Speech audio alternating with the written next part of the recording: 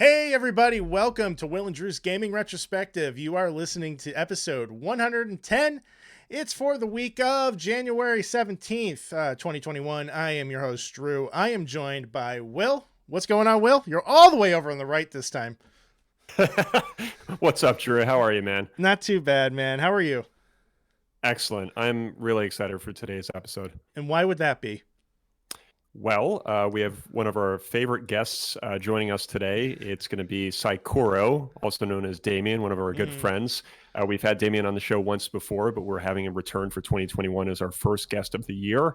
And we're really excited because we're going to be talking about his stream, sort of just kind of covering all things related to what he's doing and where you can kind of find him. And without further ado, Damien, welcome.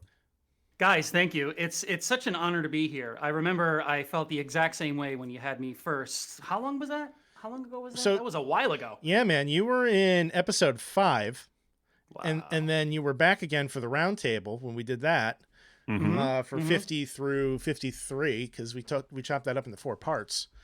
So it's been a little while since it has been. Yeah, man. But man, I really appreciate you taking the time out of your busy schedule to join us, to sit down with us. And it's different having you on camera this time, man. How's that feel?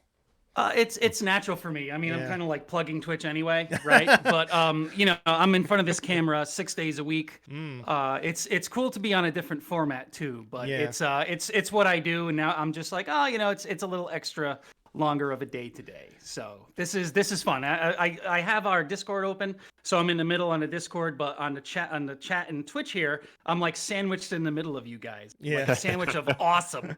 That's right. Oh man. So just real quick, I'll get our business out of the way first, and then we'll give you an opportunity to talk about what you do, man. You can find us on the web at www.WDGRPodcast.com. You can hit us up on Facebook, Twitter, and Instagram at WDGRPodcast. You can find me on Twitter at ScienceStorm. Will, how can they find you? SoundCloud.com/Will_gear. And Damien, what do you do, and how can we find you? I am a 6 day a week, more or less, full-time variety streamer on Twitch, Twitch TV /Saikoro_Twitch. You can also find me on Twitter at Saikoro_shares. I like to keep the name prefix with underscore, whatever else I do.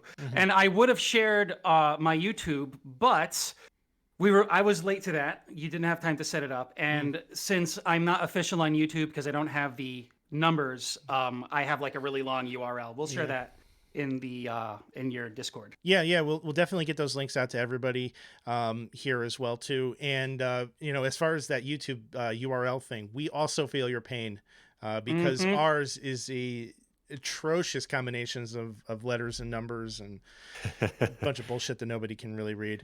Yeah, it's like we're on a dark web. Yep. So we do have our first question from the chat room for you. Epic Outro wants to know if you're going to spoil the end of the podcast for everybody. Yes, of course I will. You guys are going to say thank you for stopping by, and you're going to have your fade out, and then we'll be done. So there you go. Oh man, Dave is being Dave. Hey man, look, I deserve all that shit because hey, Eric, I deserve all that shit because I spoiled a lot of stuff for you guys. So as I like to say, karma's a bitch, and it's coming back. I've been good. I've been very good though. Years later, I've been very good. Trust me, I'm very mindful whenever something comes up. Yes, sir. When I share stuff. And just a quick shout out to Killer Sirach, Lost Monkey, Digital Matrix. Thank you guys for tuning in tonight. We really appreciate you. Eric's in the house. Good to see you in the chat, Eric. Been a long time, Eric. Hope you're doing well. So, Will, we have a list of questions for this guy, don't we? We absolutely do. And normally what we do, Damien, and you're probably familiar with this, we always like to kind of start each show, even with a guest, with what are you playing? So we're going to kind of kick it off with that, and then we're going to pepper you up with some questions throughout the show. All right. Well, I'll lead into it. It's only 3 titles. So the first one was Cyberpunk 2077. I don't care what anybody says. I'll get a lot of flack for this. Game of the year for me because of its writing, not because of the gameplay or the issues. You could see the heart and the passion that CD Projekt Red's developers and artists had, not their management. Management is what really screwed them over. But because of that alone, that's my game of the year. Then after that, I went through a short 4-stream day stint of Maneater on Xbox. It's essentially Jaws, a video game. You run around, eat shit, level up, and like you jump on the shore, flopping around like a fish, eating people. It's amazing. Okay. And now I am playing something very interesting. It's Immortals Phoenix Rising, and it's very good. It's surprisingly good. I always seem to come across stuff by whim without reading into anything, and it is essentially like if you take Assassin's Creed Odyssey and you strip out all the nonsense and you keep all the core gameplay elements and you put a Breath of the Wild aesthetic on it, and then you mesh the two together and present it. It is very good so far. It's addicting. Will, are you? It looks good. I've been watching you play. Yeah, it's fun. No, Drew, I'm not super familiar with it, but I've been watching Damien stream almost daily, and I've seen Maneater, which is wildly violent. It's awesome. And then, Phoenix Rising. It looks kind of interesting. I was telling Damien today that I played Breath of the Wild on the Wii U. Didn't really fall in love with it, but I'd like to give it another chance. Yeah, Vic will kill you for that. I mean, I've had a copy of Breath of the Wild for 2 years now. I still haven't popped it in, but that's a whole nother story. This isn't about me, so that game scares me. Yeah, I mean, I think with Immortals, it was just kind of like a case of bad timing because it came out pretty much around the same time as Assassin's Creed, and it's absolutely a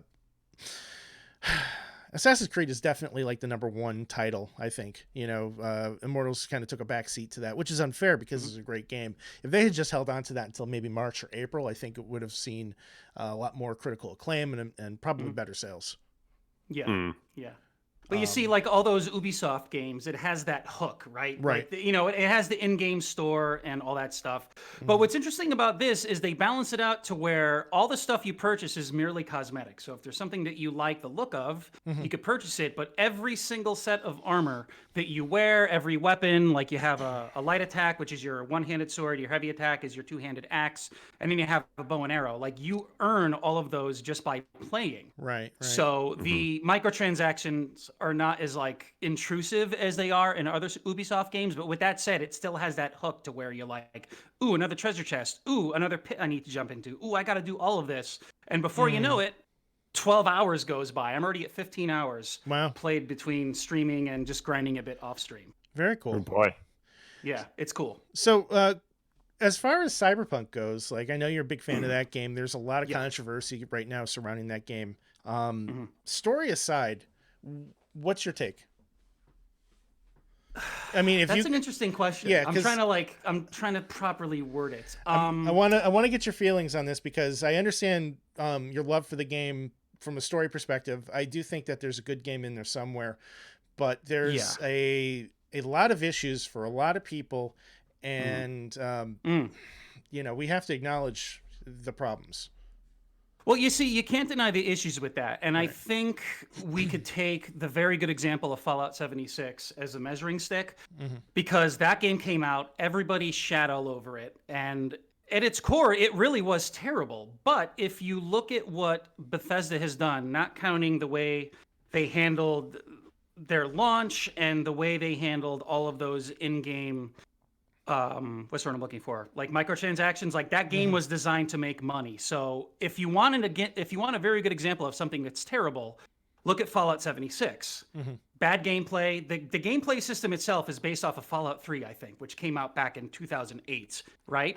But then in the reverse, and this is another great measuring stick, is if you look at Destiny, right? And we all know, Eric knows, Vic knows in the chat, that above all else, at its core, the gameplay was very good. And Destiny was plagued with a lot of issues when it launched, right? So if you look back at the E3 briefing they did, remember the Cosmodrome where the game opens up, the ghost wakes you up and you run towards the wall? Bungie had a press conference saying, you see all those hills out there and all those plains? You could go all the way out there. Right. It's going to be amazing. And there's this guy called Crow you meet in the Cosmodrome, and that was all scrapped. Right. But people grew to love Destiny because regardless of its lack of content when it launched, its bone dry array of guns and armor, you were literally doing the same thing over and over again. It was amazing at its core. So issues aside, yes, there were glaring issues, including network connectivity and all that stuff.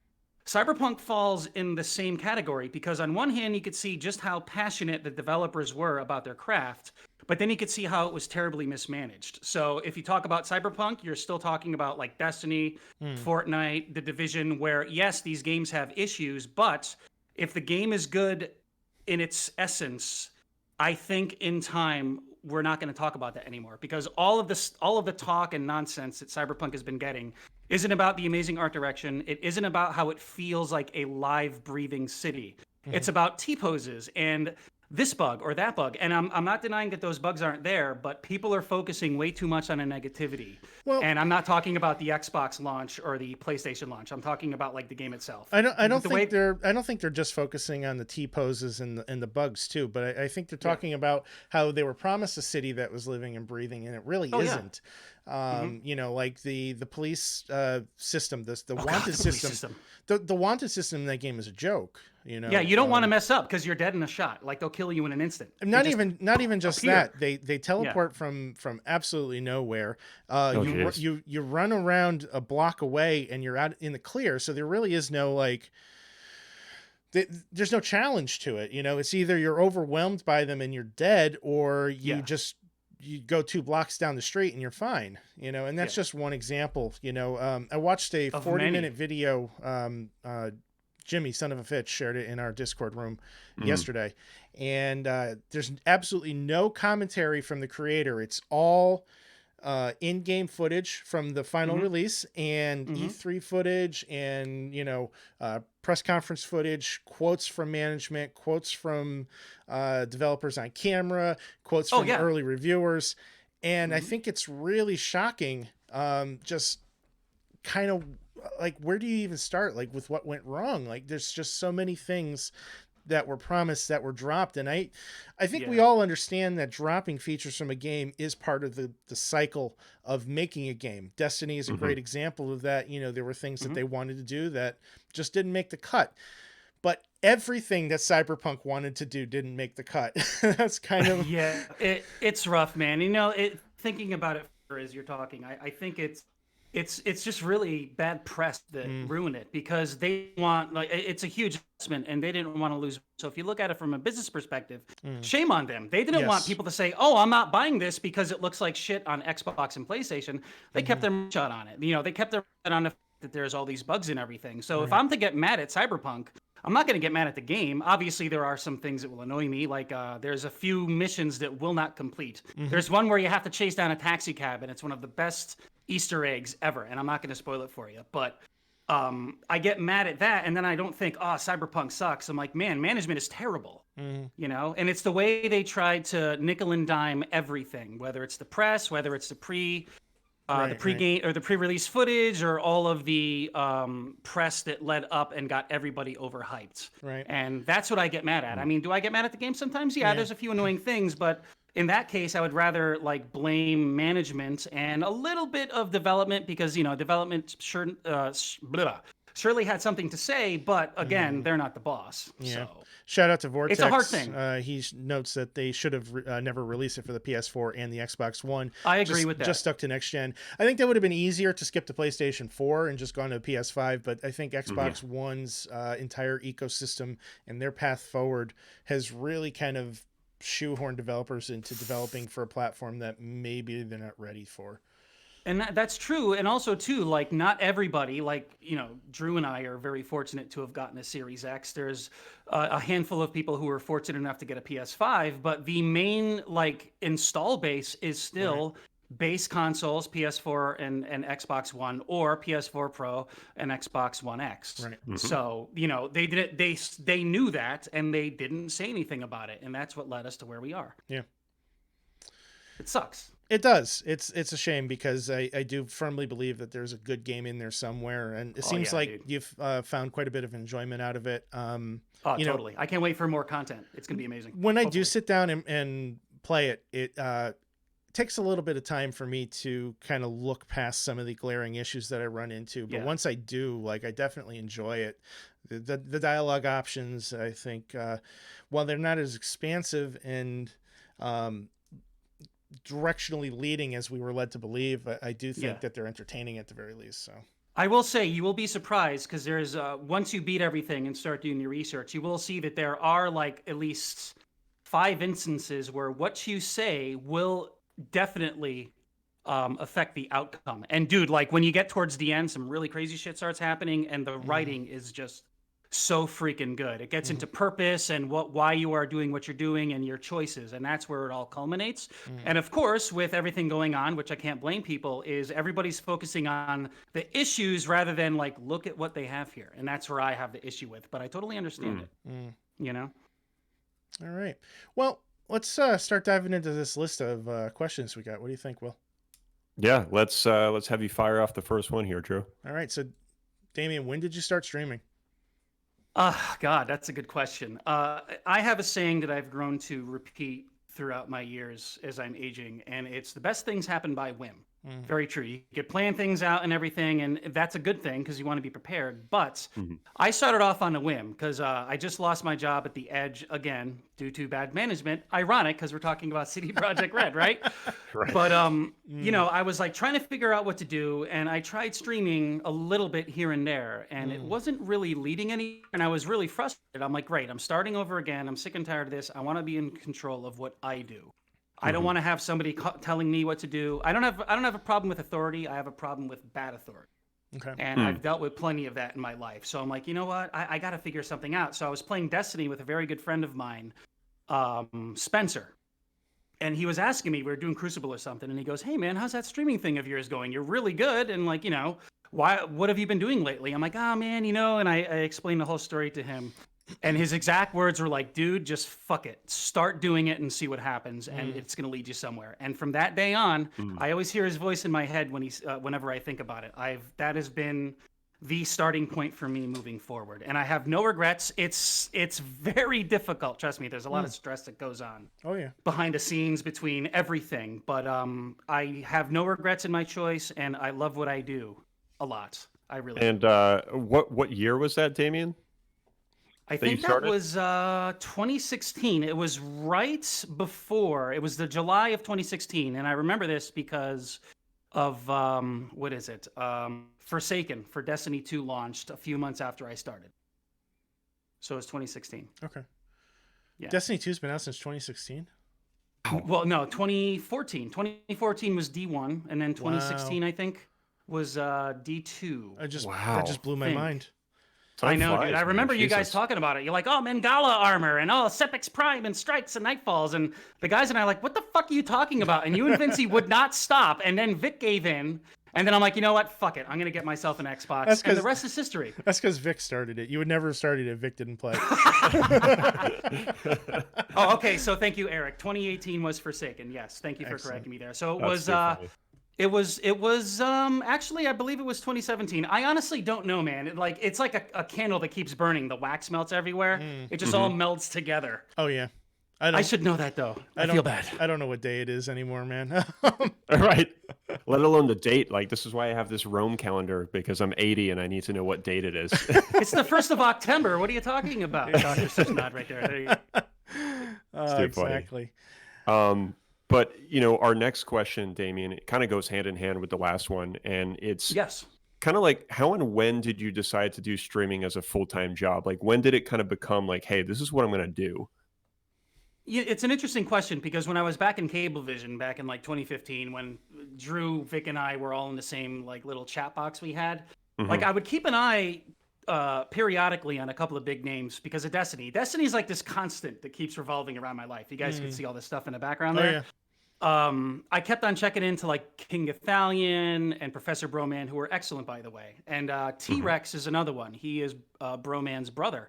And I always thought, I'm like, man, it would be really cool to do this for a living, because you guys know, and as we all are here, and as well as in the chat, is we're all very passionate about it.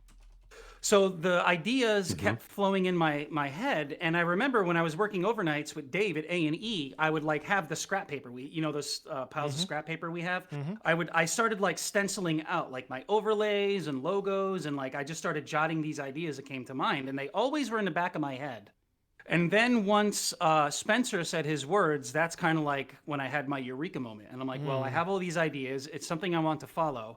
And throughout everything I've done in my life, like through personal training or working at Cablevision, or just the path I've chosen, like whenever I devote myself to something in full, good things happen. So I'm like, with all this in mind, let's go for it. So I started streaming. Then I got the green screen. You could see the green shroud over my chair here. I didn't take it off. The green skirt. Yeah, I got the webcam, I got the microphone arm here, and then that's when I started thinking, I'm like, well, if I'm doing streaming full-time, what else can I do? And that's where all the other stuff comes in, animations, overlays, etc. But it's really the passion and the fact that, you see a lot of talent out there that don't really do anything about it. If anybody has seen the film A Bronx Tale, which is excellent, by the way, one recurring theme in the film is the worst thing in life is wasted talent. And I've had people all of my life, you guys and otherwise, say, dude, you got this talent. Like Atanasio from Cablevision, he was like, dude, yo, you'd be a really good streamer, bro. You should definitely give it a shot, man. Like, I got my friend, he's a complete idiot, and like he does it anyway, and he's popular. You're not an idiot. And I'm like, all right, well, that's encouragement. But I mean, even around my studio here, as I call it, this is like my man cave studio corner. Like, I have all of these reminders of why I do what I do. I have this very interesting quote by Winston Churchill. Never, never, never give up. I stick with that every day. It's a good one. And lastly, it's The Rock. It says, success isn't always about greatness. It's about consistency. Consistent hard work gains success. Greatness will come. And there you go. Killer Sirach is probably losing his mind right now to that one. The Rock is his hero. The Rock's awesome. The Rock and Keanu Reeves are two people who he can't get mad at. It's like, The Rock just punched a puppy. Oh, he punched Keanu Reeves' puppy? It's okay. He's cool. Don't kill him, Keanu. I think I would love to see John Wick versus The Rock. I think that would be a great movie. Well, dude, they had they had Halves, and it was like The Rock and Jason Statham. Halves and Shaw. Do like Halves and The Rock and Keanu. Fuck it. Oh man, that would be. They're saving the world's puppy repository. There you go. Oh my word. Epic Outro says they would cancel each other out. Killer Sirach says The Rock is better than Keanu. I don't know about that, buddy. But anyway. The Rock doesn't know Kung Fu. Oh, man. So, next question, I guess, would be like, are you looking at streaming as like the end all be all for you from here on forward? Like, is this your end game? Is this your career going forward? Or are you using this as a stepping stone to other things? Well, it all encapsulates and wraps within itself, right? Because, I always think in the back of my head, I'm like, dude, like what I'm doing is completely fucking crazy. Like, what am I doing with myself? But then I see the following I have on my channel, even though it's a small amount of people currently, like they're always there. Yes. And like, the recently Twitch just sent out your yearly stats for your channel. Like all of these people shared their stats. I'm like number 1 on their list of 5 most viewed. Like I think that says something, and I'm tired of having sorry. I'm tired of having all of these things come at me and just throw me aside and pull the rug out from under me. Right. So this is it for me. And also too, if you look at all of these other people who started nowhere, and now they're like, constants and big names. Like they all had the same mindset as I did. So what am I doing any different from what they're doing? Somebody could be like, yo, Sai, man, like, what the fuck are you wasting your time for? Do something better. I'm like, oh, I'm doing something better. Look at these guys. They're making all of this money because they're doing something they absolutely love. So, and in this day and age, man, I think that's the best choice anybody can make. I think both of us. I think all three of us would do better on Twitch if we showed a little more skin, personally. But yeah, sorry. Yeah, that's, like don't get me started on analytics, man. Oh God. Look at my calves, everybody. $5 to unlock. Thank you, Vic. I love you, man. Thank you. Oh my God. Thank you. And what Vic said right there, it's, that's another thing people don't get about Twitch is if you're phony, if you're in it just for the money, which of course everybody wants to get paid, but if that's your sole purpose, I'm just doing it for the money, I don't give a fuck. People will pick up on that. If you look at anybody who just starts off and they have like a shtick or like the one trick pony, whatever, that one trick they're very good at. Once that wears out, people pick up on that, and actions speak louder than words. People see that, and you'll see people who have stuck around and have stayed true to themselves and have just followed what they wanted to do. People notice that, and they start surrounding them, and then the ripple effect happens. Things grow. We have some wonderful chatter in our Twitch room right now. Lost Monkey says Drew's calves making girls in halves. Vincey should be like a rap artist, dude. Like, we'll call him Caramel Thunder. There you go. We'll get you signed. Oh my gosh. I have so many episode titles in mind, Drew, right now. Start writing them down, like at least 10. Write them down. These guys, yeah. Write them down. Oh my gosh. So our next question for you, Damien, is what is your main goal for the channel in 2021? What can we kind of expect to see, and what do you have on the agenda for us? Well, as I always like to say, I really don't like shamelessly plugging to an extent or being like, hey, check out what I'm doing because it's awesome. No, because I like to genuinely share things that people love. This is your opportunity to shamelessly plug. Okay. So I'm calling this the year of the animation. I started this idea and I showed you guys what I was working on. And you guys were probably like, there's way too much. What the fuck is going on here, right? But I've been working on this, and I'm not going to say exactly what it is, because then people will be like, oh, wow, I would rather save that for when it's ready. But I'm working on this very, very good Legend of Zelda-styled animation that has started off with an idea of, like, where's Link moving, and what would he look like if he was here? And I'm like, wait a minute, this is actually a really good idea.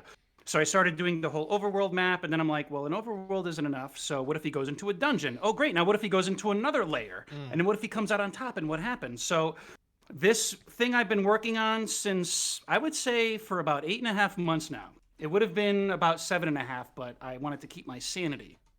But I know here, within all of my being, that this thing is going to seriously raise some eyebrows, and it's going to put my channel into forward momentum, because the thought process behind my channel is, if you look at what the usual crew of Twitch is doing, whether they're just playing a game that's popular or they're just a good personality, that's all they do. So I'm not saying what they're doing is bad, but they don't have that extra level of professionalism or design language that goes at their channel, like animations or alerts, or they make all of their stuff on their own. A lot of them claim to say, oh, well, I don't have time for that stuff because my schedule is busy. It's like, no, you choose not to make the time for that, and that's why you say you're busy. People don't really put that effort in to go above and beyond, and that's exactly what I am aiming to do with not just this, but everything else that I have worked on before.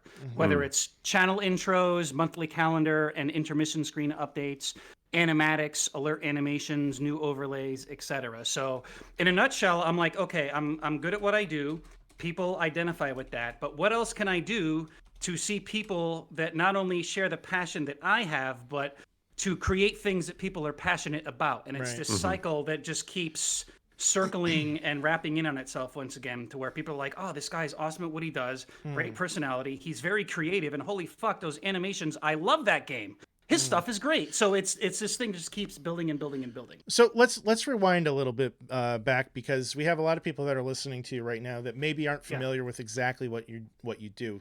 Tell us about what exactly it is that you're animating, what the process is for building some of these animations, and talk about some of the ones that you've done up to this point that you can, discuss.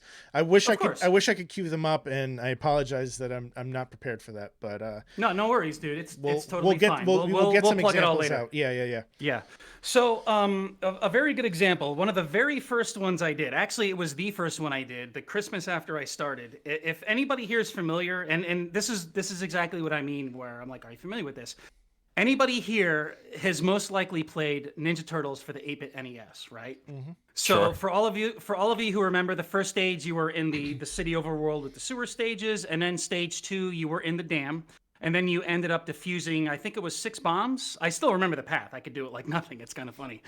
And then after you defuse the last bomb, April O'Neil is like, great, you guys saved the day. Let's go home and talk to Splinter. So Raphael walks by the door. He knocks in, and then he goes, and then the place is ransacked. And the screen turns on, and it fades to the Shredder giving a warning message that they kidnapped Splinter. So I'm like, wait a minute, this is one of my most favorite games of all time. Anybody could relate to this. What if I put my own spin on it?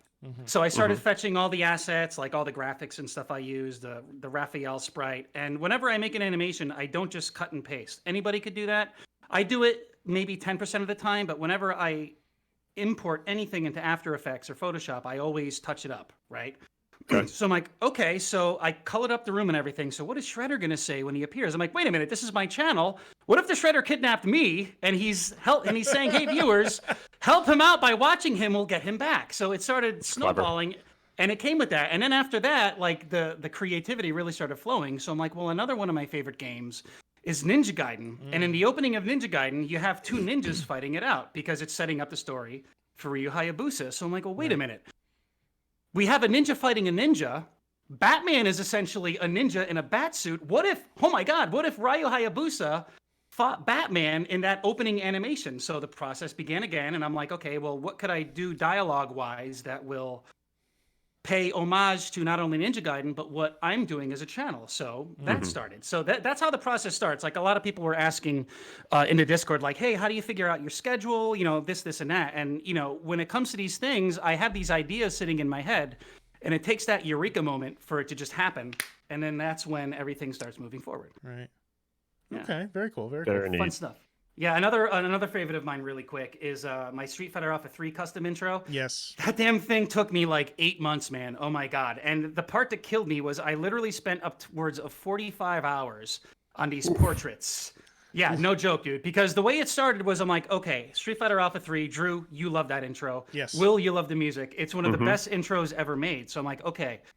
What's cool about this intro is everything that flashes on the screen, it comes in 3s or 4s, and well, there's 4 major gaming characters. There's 3 major gaming corporations, pretty much, Microsoft, Sony, Nintendo. What could I do with this? So I'm like, okay, the first guy I'm going to have jump on the screen, I want to remain true to the original art style. So it's like 8 colors. So I made the first sprite, which was Samus, looked really good. Then Sonic was the second one. And I'm like, well, he might need a little more colors. Okay, he's like 15 colors. I started drawing Kratos out. And I'm like, dude, he's not going to work with just 15 colors. Okay, now he's up to 50. Oh my God, now Carmine from Gears of War is up to 80. And then holy fuck, the Fable character is 150 plus. At that point, I just didn't care about colors anymore. I just cared about getting them to look right. And it just blew up from there. And it killed me because these portraits I spent hours on literally flash on the screen for about 1.5 seconds. It's ridiculous. I'm like, oh, this kills me. I can't extend it. Yeah. I can't finish until it's over, man. Gaming or otherwise, I can't. I'm a maniac like that. I hear you. I just dropped a link in our Twitch chat for everybody that will bring them to your YouTube channel where they can see. Please check it out, guys. There's a lot of really good stuff on there. Zero Wing is another interesting one. That was another passion one of mine. I consulted you on that for Star Trek speak. You did. Yes, sir. 44148. That's the opening.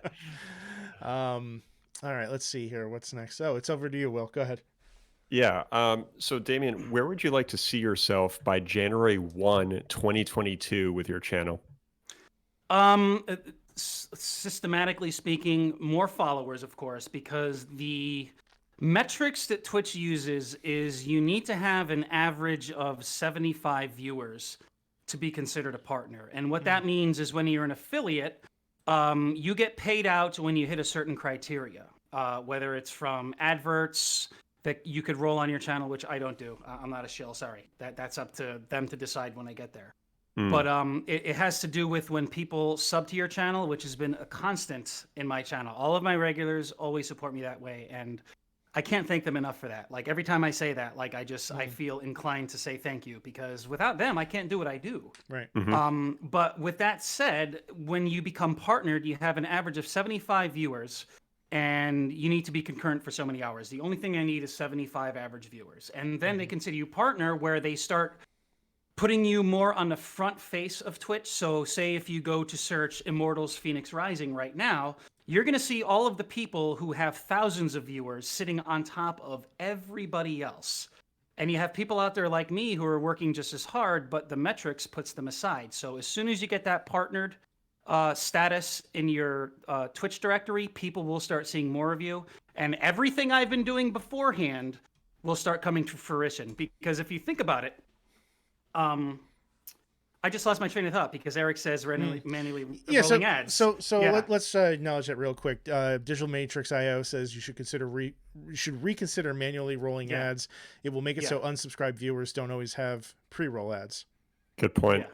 Yeah, that's a very good point, and I will certainly take that into consideration. But if you look at the norm, what a lot of people do is they just keep grinding until they make it to where they want to, and then they start doing all of the other stuff. In that case, I have already been doing what your bigger names do already. And when people start noticing my channel, they're like, holy shit, this guy's been doing all of this? How have I not noticed this? And then boom. So it goes back to everything I was just talking about. It's just following that system, regardless of how it goes, even if it's not the way you want to, you never, never, never give up, and you just keep working at it. Right. Right. Now, when you say 75 average viewers, is that per stream? It's kind of, think of it as like the average. Say you stream for 6 days a week, you could have like 80 one day, 50 another, then 150 the next, with all the metrics. The metric system is totally fucked. They really need to do something about it. But Twitch is a business, and I get it. But just like Cyberpunk, it's a business, but everything else suffers. So you have a lot of other people out there who are struggling just like I am. It is a struggle. But when you get that, when you get that partnered status, that's when things really start to pick up and you start to get noticed more. It's kind of like a exponential growth at that point. Exactly. That's one of those things that I really wish Mixer was still around, because I feel like they were more open to something about their algorithm was friendlier to newer streamers or streamers that don't have that higher viewer count. But they just couldn't compete with Twitch, and now they're gone. It's a shame. And with that said too, like a lot of people who start off, they immediately think the second you jump behind a camera and you play a great game, like you grow and you get big. That's not the way it works. And unfortunately, a byproduct of that is you see a lot of people who are super passionate, even more than me. And the next thing you know, they're not around anymore. I have cut off so many links or so many other people on my Twitch because it's not out of spite or the fact that I don't like them. They're great people, but they didn't stick around, and that sucks because they're like, oh well, fuck it. If I'm trying and nobody's noticing me, what's it worth? Well, it's worth a lot, man. It's what you put into it, and it doesn't matter how hard it is. You stick with it, it will turn into something. But people don't think like that anymore. People are like, oh, I need to get big right away. It needs to be quick. Rome wasn't built in a day, dude. You just got to keep working at it. Podcasting is kind of the same way too. It's like half of it is just being around longer than just about everybody else, Like once you get to a certain point, all the people that wanted to do it and just didn't have the energy or the time to stick with it, they've kind of fallen off the bandwagon. And if you're still with it at that point, you kind of just by attrition, people will say, oh, you have triple digits for your episode numbers. All right. Yeah. So. Well, how did you do that? It's like I did exactly what you did, but we stuck around. Right. Yeah. One of my favorite quotes, which I feel like is applicable to what we're doing here, is success is born out of luck. And I think it's a good way to kind of think about what we're doing, because it's so oversaturated that success comes after the fact. It comes after the passion that you put into it. Yeah. Yes. I think wasn't there one of the questions was kind of on that topic too. I think we did have one in there. Yeah. So I'll ask it now. Since Twitch is so wildly oversaturated with creators, similar to podcasting, how does this make you feel when it comes to like being able to succeed and when you are successful? When success does come for me, it's like the Oracle said in the Matrix, like, nobody could tell you you're the one. It's like being in love. Nobody could tell you, you just know it. You just know it, yeah. And and you follow that passion. Bend the spoon. Yeah, there is no spoon. Yes, there is a spoon. It's too big. My spoon is too big. Repeat the question one more time, Drew. I'm sorry. I'm trying to like freeform it a little bit. Rather than just read it verbatim, but here goes. Twitch is wildly oversaturated with creators, similar to the podcast realm. How does this make you feel when it comes to quote unquote succeeding? Dude, there are some days, I'm a Gemini, and some doctors would say I should be on medication. I tried that once. I just threw the bottle out. It's not worth it. But there's not a day that goes by where I'm just like, ugh, sometimes. And some days I'm like, ugh, and then other days like, let's go get it. So, it's kind of hard to answer because I'm not there yet. I'll answer you that when I'm there, but I know for a fact that like it's going to hit me and it's going to just fuel my passion even more. Right.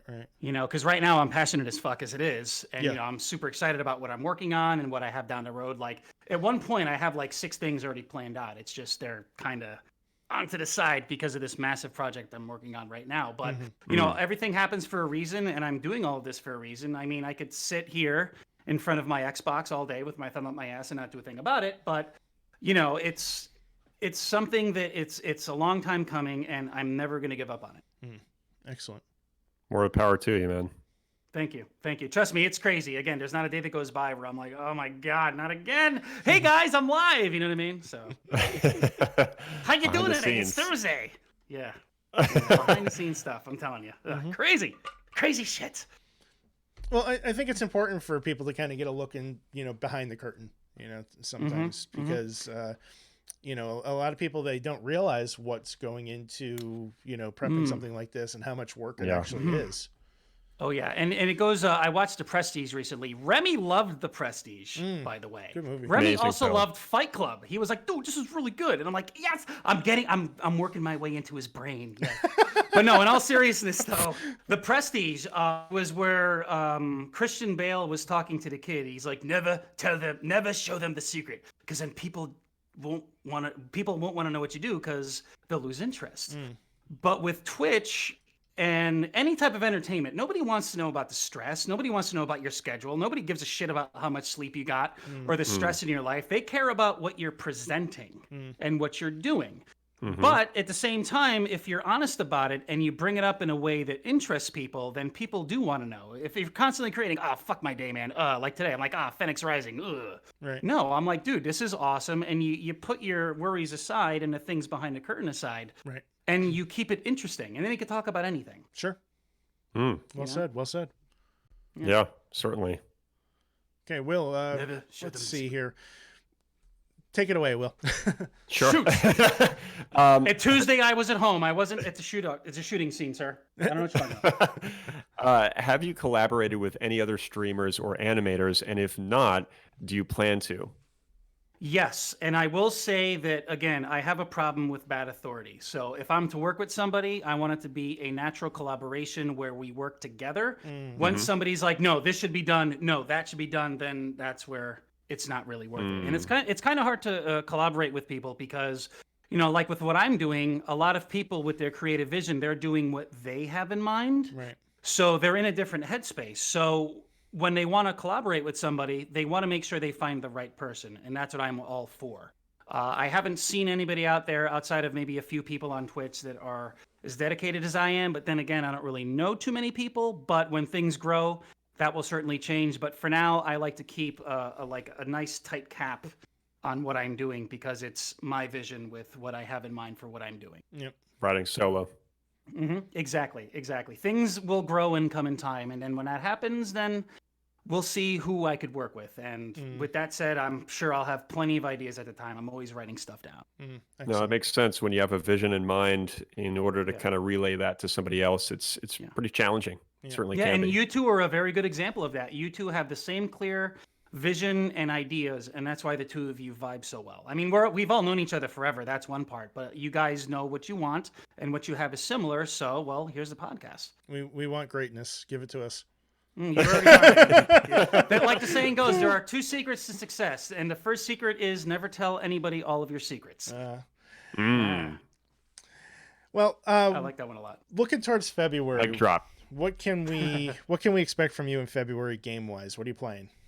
Well, it's interesting because I get that open world itch, and I keep telling my viewers and everybody watching, I'm like, I don't want to keep on, going into these open world games. So after Cyberpunk is over, like 240 hours total, I'm like, all right, let's jump into Maneater. And I didn't expect Maneater to be such a short experience. It was like, it was great though, because not every game has to be 300 hours, collectathon, like Amen. crazy narrative, like Preach. Uncharted 4. I'm sure Uncharted 4 is phenomenal. I do want to put that on the schedule very soon. But not every game has to be as good as The Last of Us, or it has to be like Kratos and Atreus going around in God of War. It's fun to have just like a nice, fun, short title, no pun intended, that you can sink your teeth into, So I didn't expect Maneater to be such a short, fun experience. So I'm like, well, Immortals Phoenix Rising looks great. I'll go into that. And boom, it's this huge open world game that is going by rather quickly. So I like to be thorough. But after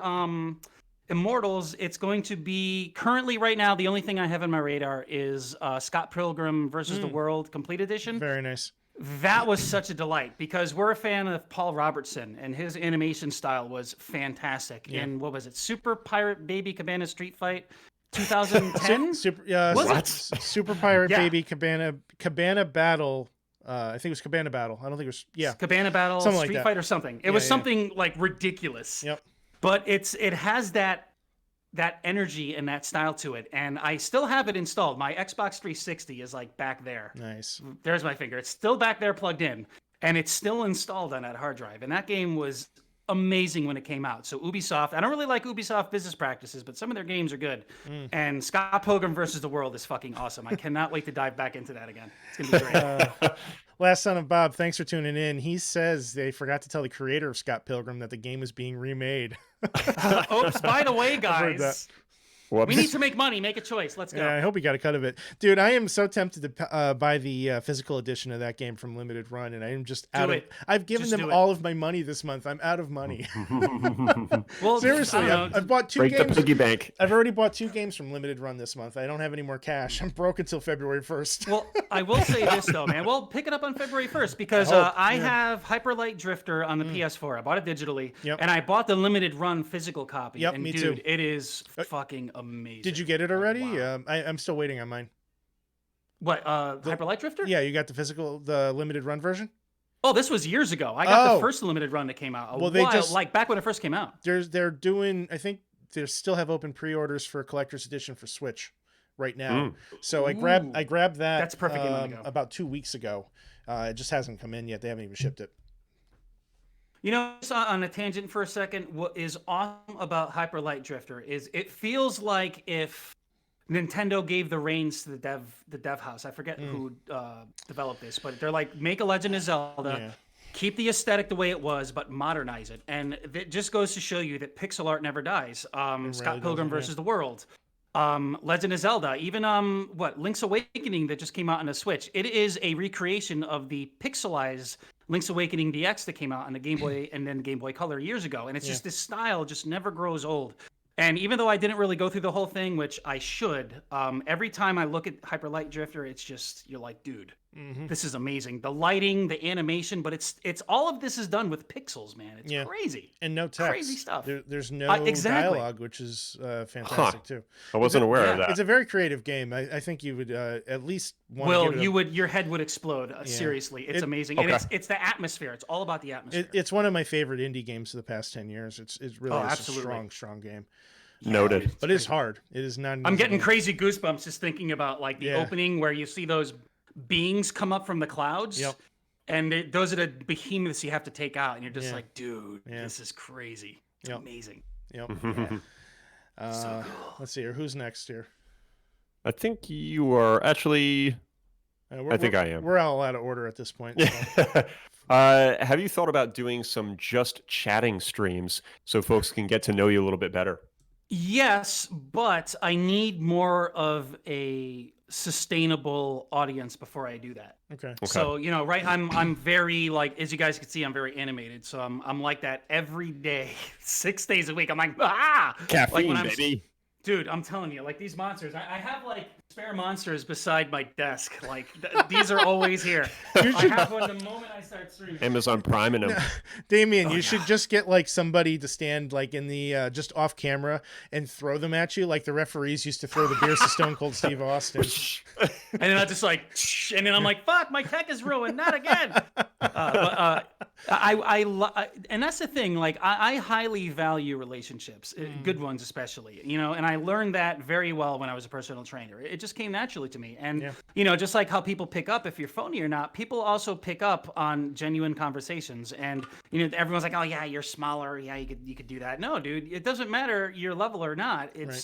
It's your connection with your audience, and that's important. So for now, I do connect with everybody when I'm streaming, but when things do get to the point that I want them to, and they will be there, that's when I could do like these just like let's chat streams and stuff like that. Right. I hear what you're saying. But that's something I always thought about. Like, again, there's all these ideas for the stream I have in my head, but I can't really act on them yet because I need more of an audience. Right. So, and just to kind of piggyback off of that question, you know, you have a pretty stringent schedule where you're streaming from roughly noon to 4, is it? Yeah. When I'm in full production mode, I always start later. I get sidetracked easily. So have you given any consideration to trying to stream at different times just to kind of see if you can grab a different element of an audience that maybe is just not with you at, you know, earlier in the day?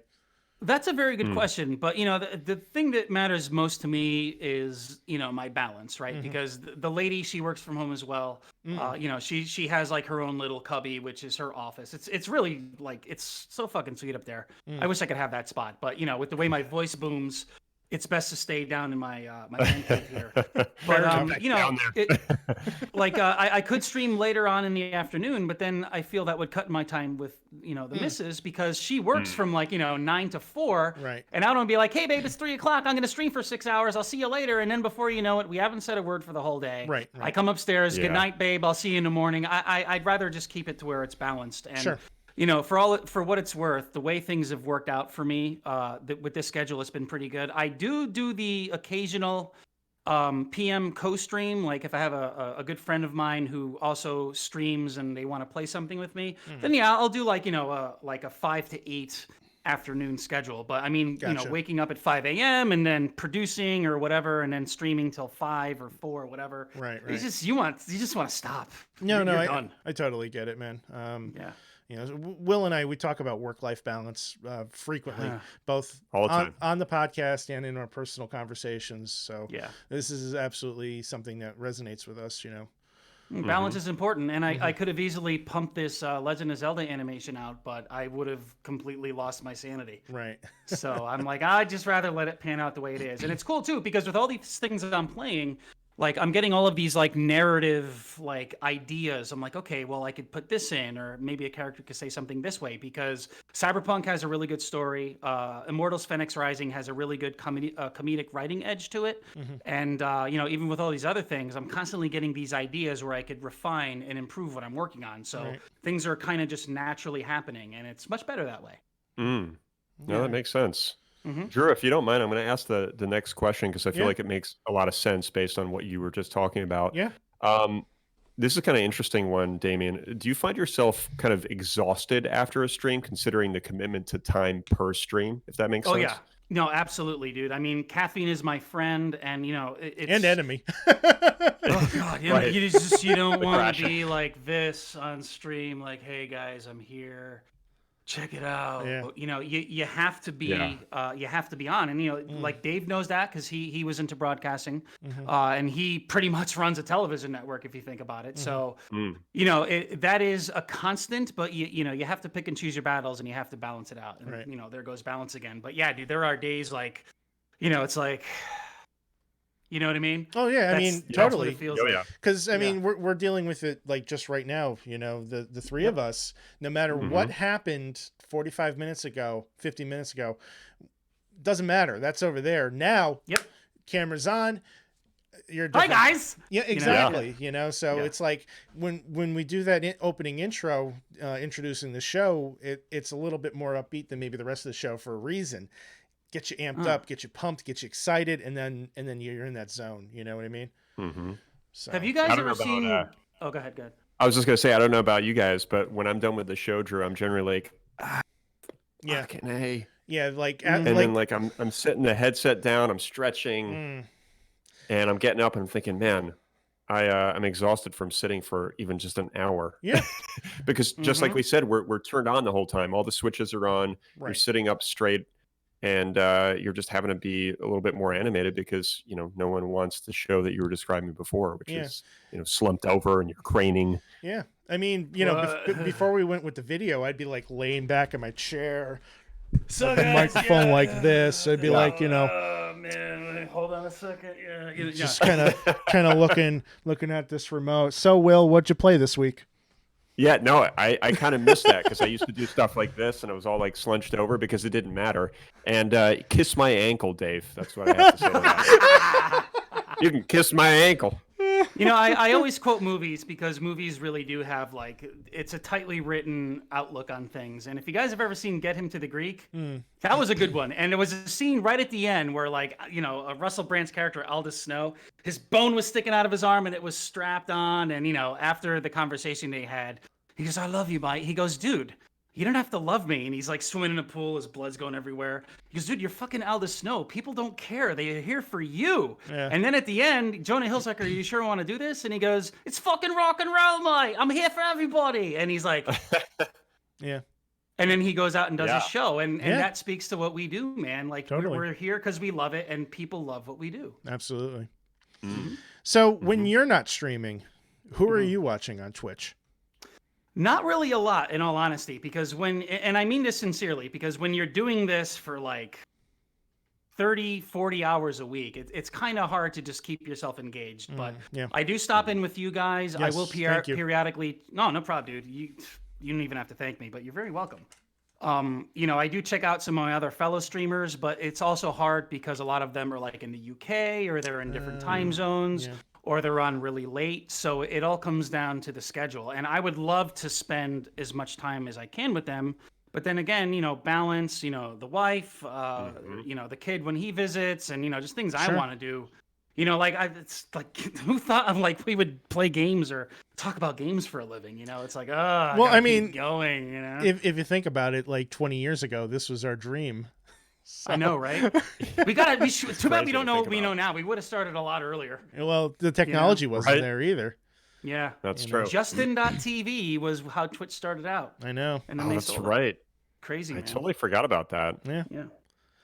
So, so outside of Twitch and YouTube, what other presence do you have online? You have your Twitter.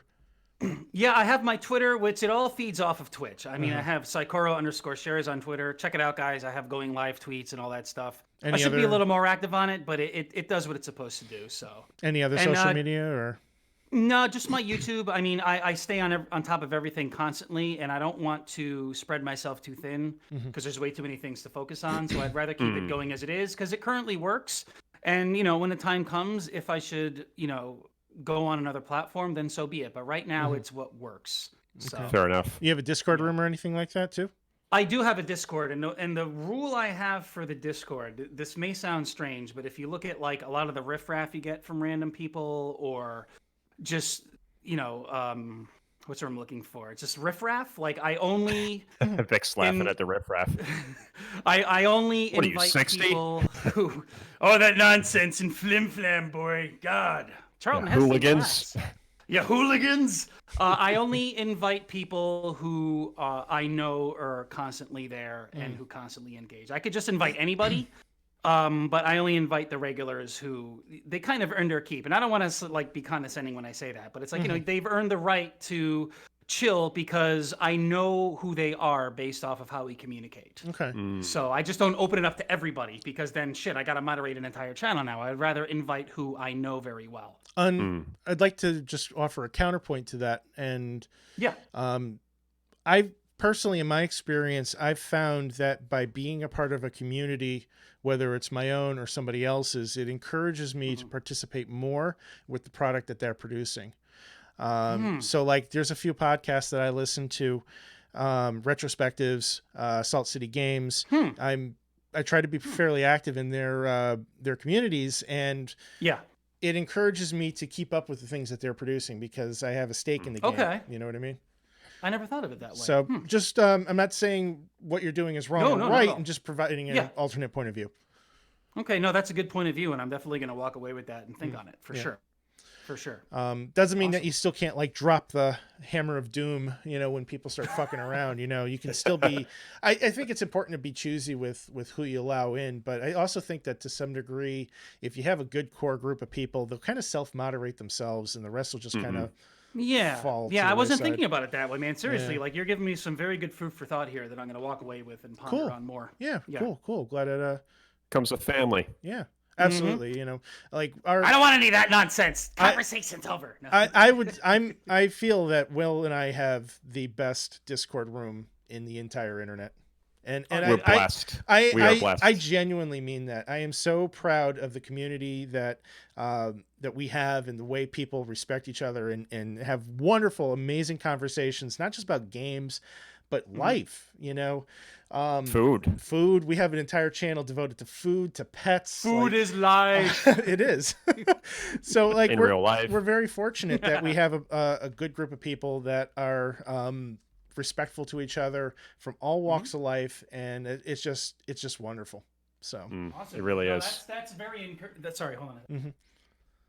I just shut off my my salt lamp there. But no, that's very encouraging. And that's the thing too, like should I be talking to more people? Yes, but talking to people I know and hearing their input is definitely the best. Sure. So I will certainly keep that in mind. Absolutely. No, I couldn't agree anymore. You got the salt lamp. Dude, nice. This thing's like 9 inches. That's what she Talk said. about the lamp, fellas. Guys, my salt lamp wing is 9 inches. Check it out. Dave, shut up. Yeah, okay.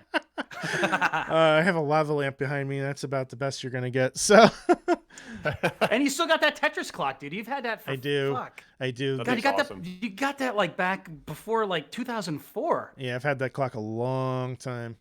Never get rid of it, man. Keep And unfortunately, to light my face properly, I have to have too many lights on. It gets kind of washed out in the background, but I'm going to be working on that in the next couple months. So yeah, I have those IKEA LED strip lights above me. It offers the best lighting, but it was funny because I'm like, well, I should have the lighting in front of me. So I used 3M command strips to put 2 strips in front of me, and after an hour, I had a massive migraine. I'm like, dude, I can't. Because I'm focused this way here, and I'm looking at the chat, and I'm streaming, and it was just like I had like one of the searchlights from Columbia in BioShock Infinite just blaring on my head. I'm like, I can't. So I hung them right above me. Yeah, man. I want to get one of those sets of the nano leaf lights that everybody on Twitch has, but those things are cool as shit. I don't care. Yeah. They're also $200 for like a set of 9. So no. But keep it simple, man. I have a green screen that rolls up right behind me. That's why my chair is green. Yeah. So just a green screen, and you blend into your background. That's all you got to do. Excellent. So we had. Should we move on to the mailbag at this point? You want to talk about some other topics first, Will? I think mailbag may be appropriate. All right. So go for it. We had opened up a mailbag to our Discord room.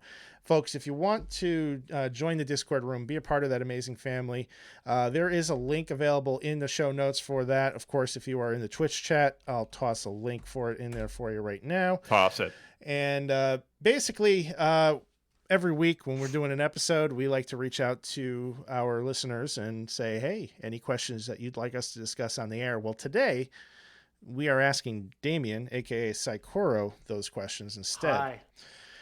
So, I feel like this is a good one. Scooby Diesel asked, what is a variety streamer? That's a good question because, you look at like Ninja. I don't hate on him. I'm not a fan of Fortnite, but like he focuses on what he's very good at. If you look at like a lot of other community streamers, you have like Askertros on YouTube. He's fucking awesome. Okay. Like his personality reminds me of one of my my Destiny 2 besties. He's a great personality and he focuses on Destiny. So you do have people out there who focus on their strengths and what they're very good at, but I would rather focus on a little bit of everything because I'm a gamer at heart and people love to see variety as well. So variety is essentially what am I going to include in next month's schedule and then the schedule after that. And I always figure out my schedule within like a few days before the new month. So I like to keep a combination of what's popular or what's newer or what's interesting or what my viewers talk about. just keep things in rotation. Like I'll have things that I'll fall back on, like maybe Destiny, which I haven't played in a while. I want to get back into that again. Or say Tetris Effect Connected on Xbox. God, it's so good. Oh, it's tremendous. Love that but game. you know, like things that are either new and exciting or tried and true, and you just kind of do a little bit of each. Okay. Yeah, Fair enough. I think that's the best way to describe it. Scooby Diesel asked about 25 questions. So the next one is, what game have you found yourself hate streaming? You see, there isn't really anything that I've hated streaming, but Will, you're going to kill me for this, but I got about halfway through, and cause there's games where I'm like, yeah, I can't wait to jump into again tomorrow. Hell, I'm going to grind for an hour beforehand. I did a shit ton of that with Cyberpunk and Immortals Phoenix Rising, but Bayonetta, dude, I'm not shitting on Bayonetta. Bayonetta was a very good experience, but that Joe Pesci guy and just like all the random shit that just kept happening. I'm like, this is ridiculous, man. Like this, I can't wait for this to be over. And then like, it's like watching Lord of the Rings, Return of the King. You thought that movie was over like 5 times in an hour. It's like, oh, they dropped the ring into into Mount Doom. It's over. No, they need to climb to the top of Mountain Doom, and they're gonna wait till their death. And then the eagle brings them away, and then they're like, oh, cool. And then Aragorn's like, kneel to no one. And then they go back to the squire. And then they set somebody away on a grave. It's just, would you just please end already? I was on a date at the time, and the girl and I looked at each other like, dude, how fucking, this is like 3.5 hours, man. Bayonetta was one of those games where I was just like, I want this to be over because it just won't stop. It's just, that really aggravated me, man. That really Joe did Pesci, dude, that's hilarious. It's like, hey, Bayonetta, hey, I need you to take care of these motherfuckers over here. So, dude, I know. Cake Boss? What the fuck? It's silly as shit. So to follow up, but it was annoying. To follow up on that, why couldn't you stop yourself from playing that game? Because I don't want to be one of those, and I have another game that just came to mind, but I don't want to be one of those streamers who starts something and then doesn't finish it deliberately. Like, for instance, The Witcher. Vinci just said, finish The Witcher. It's like, The Witcher was so good, but that's what I liked about Cyberpunk. Things were a little more consolidated and finite. Witcher quests would go on forever, and it came to a point where I was streaming The Witcher for like 3 weeks or days at a time. I'm like, dude, I need to get to something else. Right. So, you know, by design, The Witcher just kind of kept putting pushed aside, which is a shame because I will finish that. It's so good. But the one only game that I did quit, I'm like, this sucks. I think Sonic Generations that Sega put out for 360. Okay. It was really weird because anybody here who's played the original Sonic the Hedgehog games, even Sonic Mania, which, whoa. Sonic Mania is that's tremendous. Like, if SNK made Sonic the Hedgehog 3, that's what it would have looked like back in the day. People would have lost their minds. But Sonic Generations, like, you play at, like, they're trying too hard to make it, this is a mix of old Sonic versus new Sonic. And, like, the gameplay was really free and unresponsive. Like, I streamed it for, like, maybe hours, and I'm like, dude, this really sucks. Yeah, this game is terrible. I streaming it at the end of the day, and I uninstalled it from my Xbox. Wow. And I'm like, we're moving on to something else. I can't do that. That's the only one I quit on. Interesting. I feel I'm kind of surprised it was something like that. I don't know. I just expected it to be something different. Great. Even I don't Sonic know what, 4, like, I don't know what either. It felt weird. It was like Sonic for millennials or something like that. I'm like, oh, this is terrible. It comes with like a craft beer. This is a microbrewery craft beer. We made it in our basement. It's like, dude, no one gives a shit about your beer. It sucks. Sonic the sour beer hedgehog. They were just bad, man. And I'm sure there's people out there who enjoyed them. And if you liked it, by all means, please play them. I'm like, ugh. Uninstalled. Next day, move on. Heard. Hold on a second here. Just thinking about it, I feel dirty. Ugh.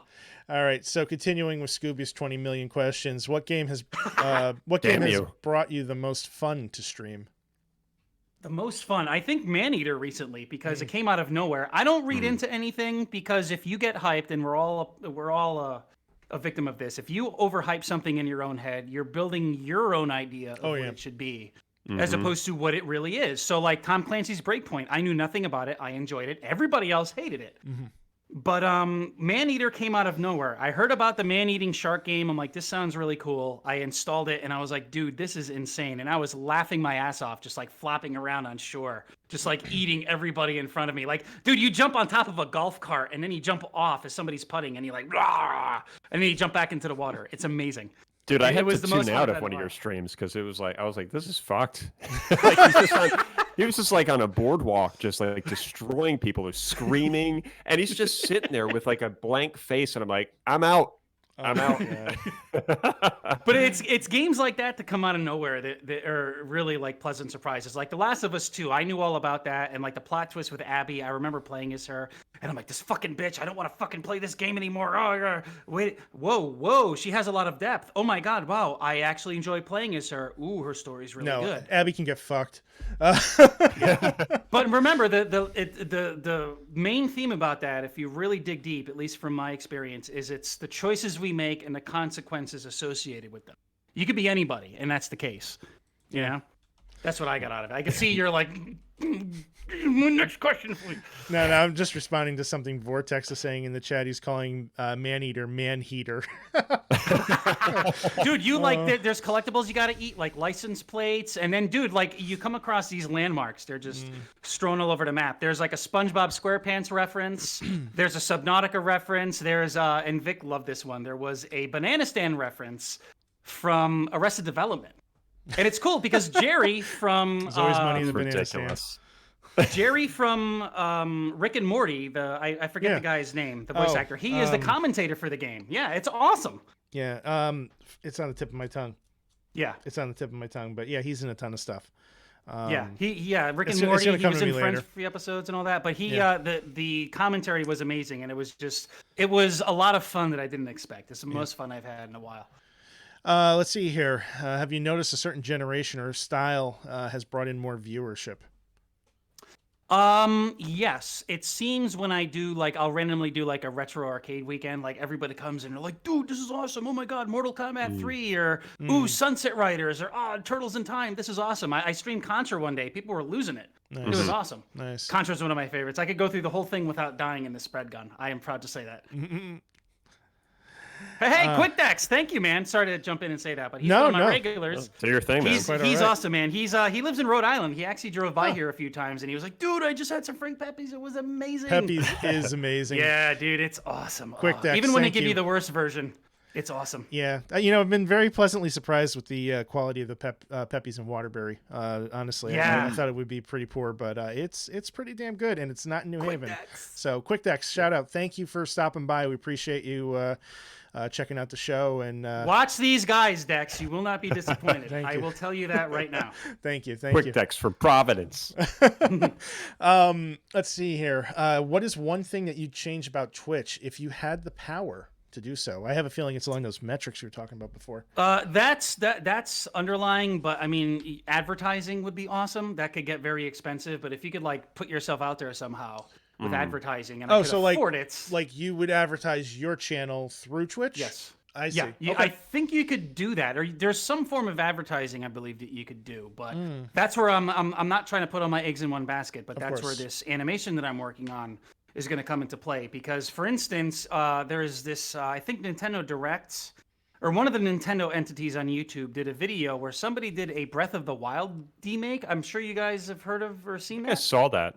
Yeah, it was really good. They essentially took they took Breath of the Wild's like style and they implemented it over Link's Awakening DX for the Game Boy Color, and it came out really good because they did their own slight sprite work and they pretty much recreated the opening of Breath of the Wild but in Link's Awakening DX's style. And I'm like, dude, this is really cool. And oh my God, that's exactly what I'm doing.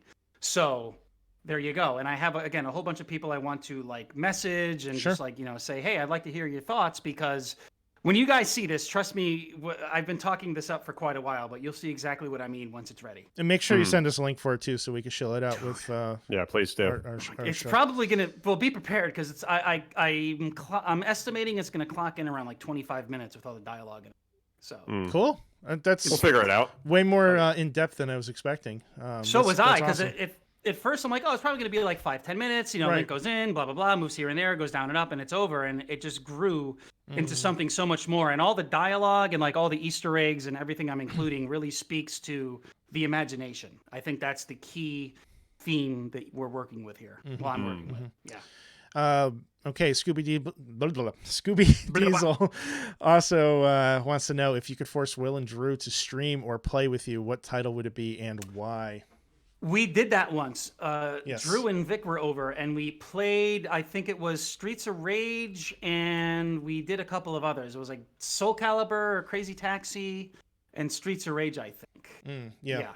We did that. We could do co-screaming as well, but I haven't done that with like how we have here. Right. I haven't done multiple people on the same overlay because with OBS or Discord, there are different methods to broadcast. So I don't know how to do streams with multiple people, but I'd love to. It's just schedule, and the way things are today, I looked into the when I was trying to figure out the best way to do what we're doing right now.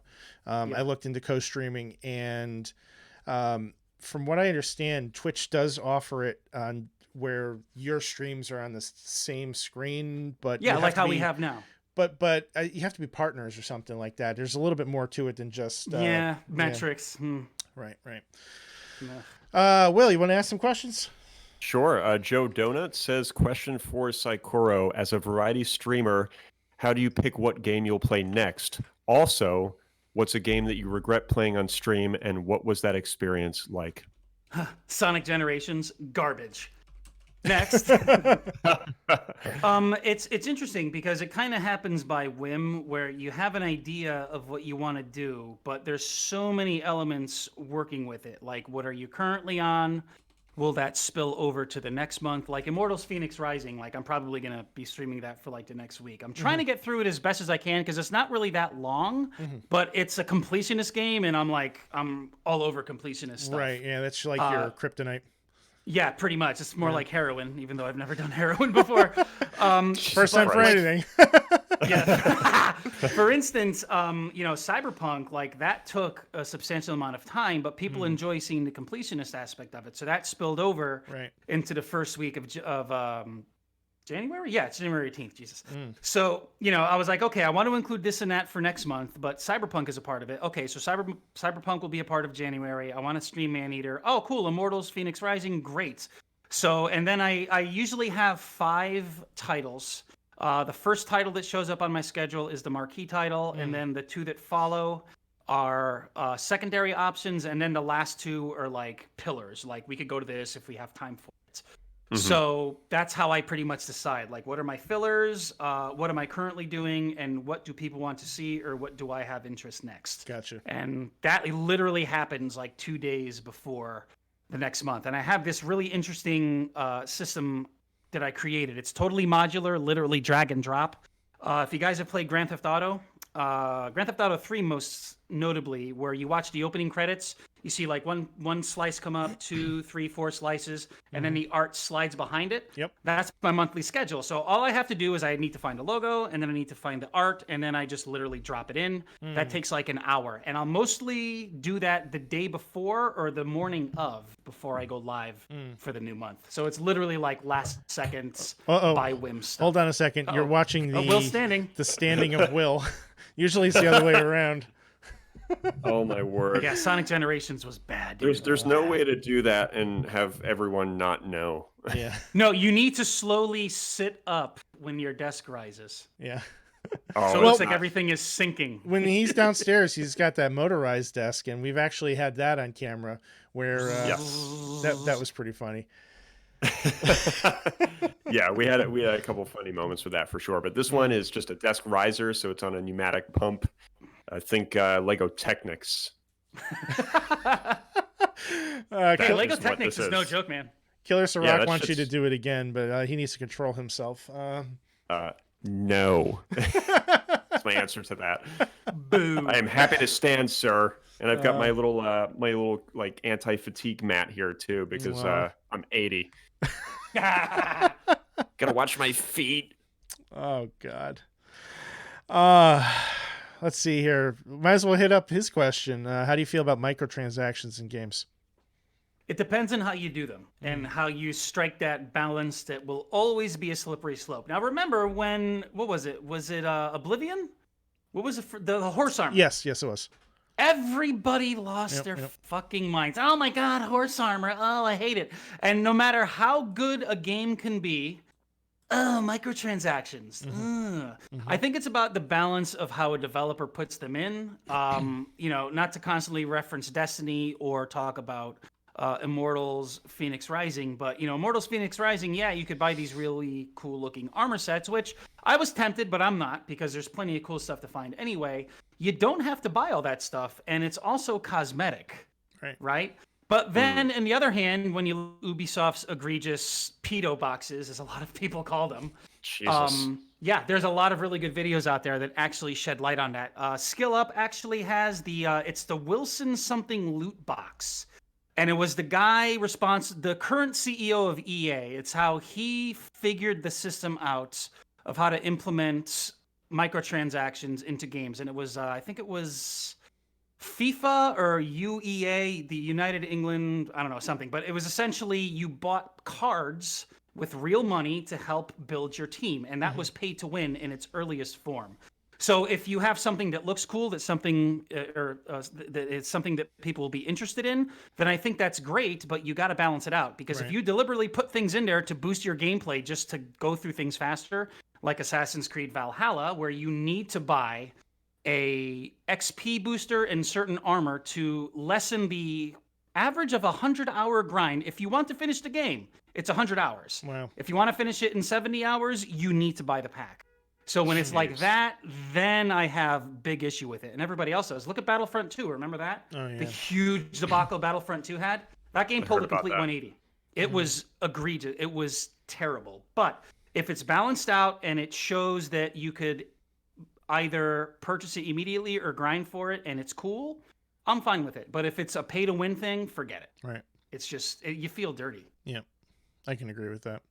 Yeah, Battlefront 2 and the earlier FIFA games. If you guys want really good examples of how not to do it, check it out. Skill Up's loot box video. I highly suggest you guys watch it. It's very informative and it gets into a lot of like actual history and points, and he looks at the good and bad of it. It's really good stuff.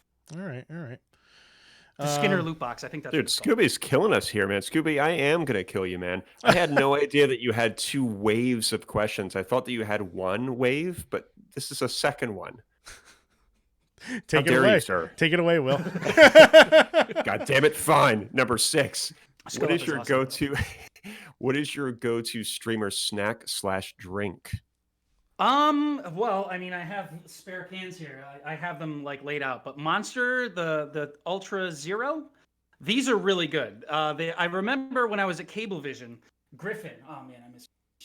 She was really good people, man. Yeah. But Griffin, she was drinking these Monster Whites. She got Vic and I hooked on them, and then they started having Monster Purple, and then they started having like Monster Green. All of the flavors are really good. Black cherry's awesome. Like I always have a Monster when I start to stream. It helps me stay perky. But like Pocky's a really good one. I'll usually like shovel food like minutes before I'm ready to stream, and then I come down and get started. So, Kevin, yeah, exactly. What's up, dude? Exactly. Whoa, it's Kevin. Holy Catalyst is Ag. Thank you for tuning in. dude, Appreciate it is so great to see you. We all miss you, dude. We all miss you. Yep, PTSD. That's what it is. Oh my God. Absolutely. War stories. Keep going with those questions, Will. Yeah, I just want to shout out to Kevin. I remember when we made that gamer tag for you. Well, Vic did. we didn't make it, but I remember talking to Kevin about it, and he wanted to come up with a new gamer tag, and he wanted to do something that was like a paintball like reference, Oh God, like paintball like Jesus. jargon. And I guess like when you say that something's ag, that's like jargon in the paintball world, apparently. Correct me if I'm wrong, Kevin. I never knew. Is it? Please let us know in the chat. Question number 7. Do you have the perfect gaming chair, or are you planning to buy one? And what do you think that chair is? The whole gaming chair like market is nonsense, if you ask me. It's just it's like new phones coming out every year. It's not about its processor. It is about what it could do.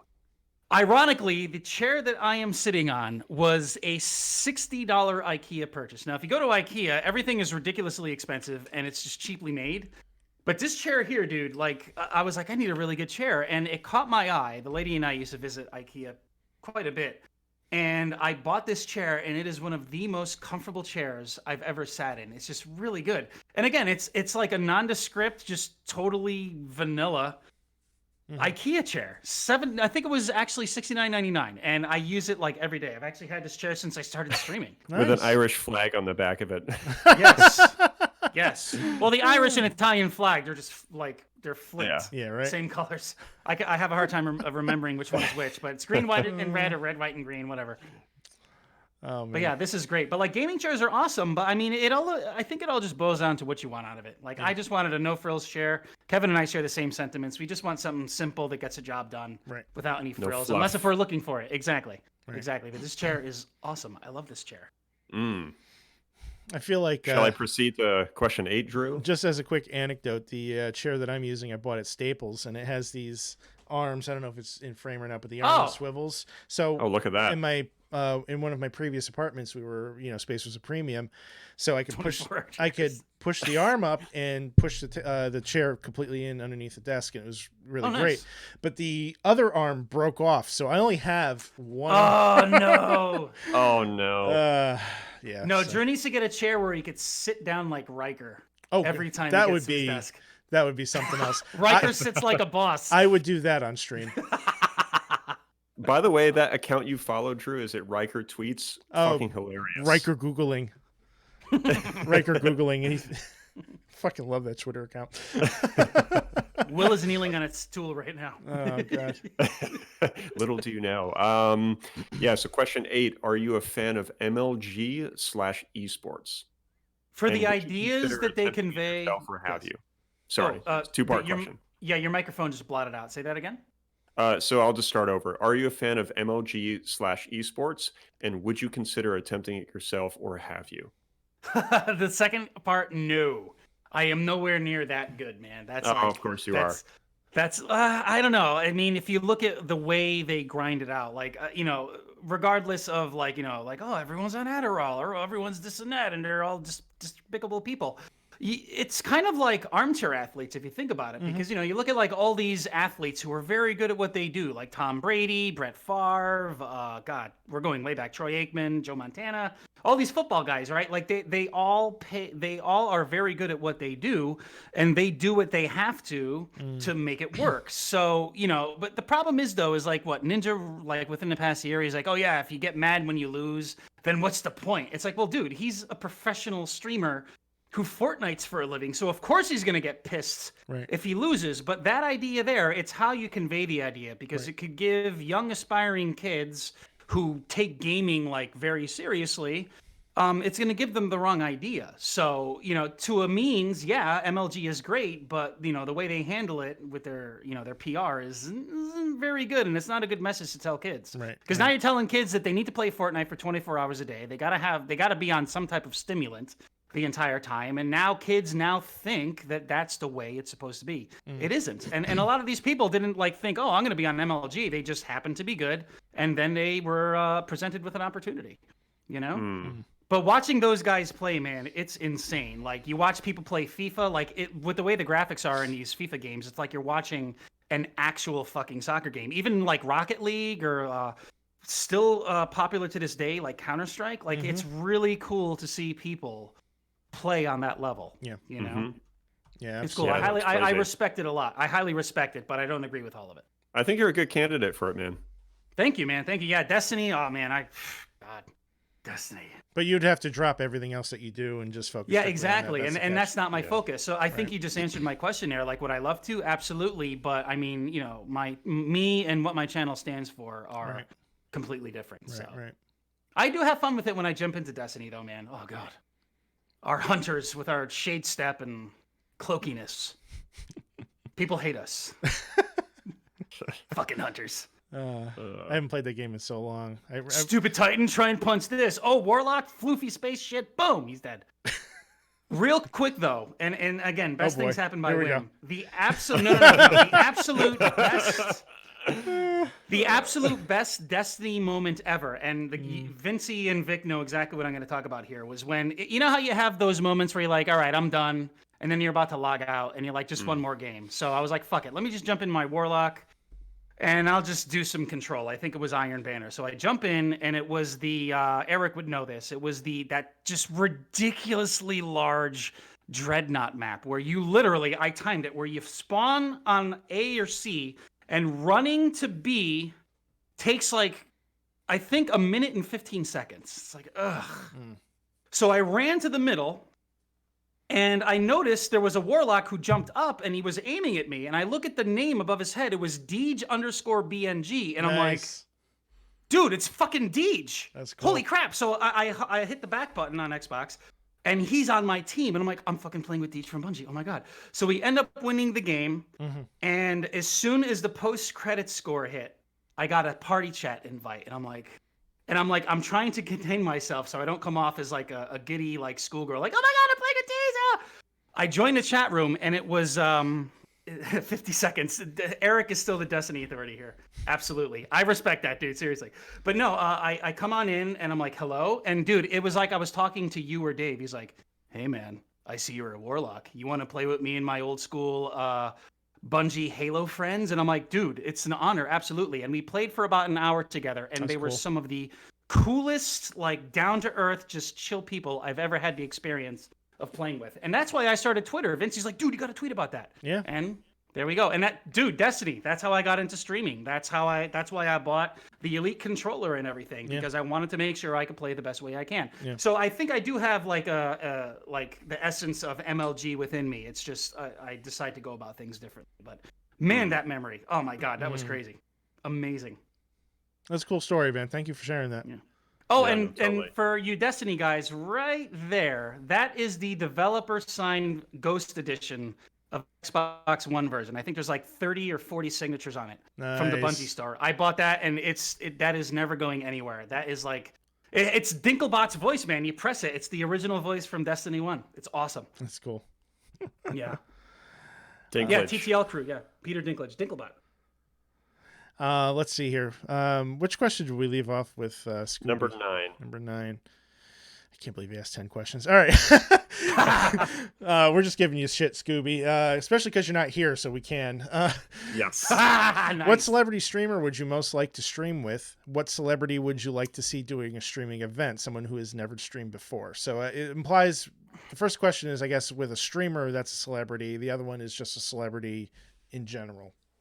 That's a good question, man. I would say Professor Broman. I don't know what it is about that guy. He's just really chill. You could tell he's a good dude, right? Yeah. Like you could watch interviews of like your favorite actor or actress and just the way they dialogue.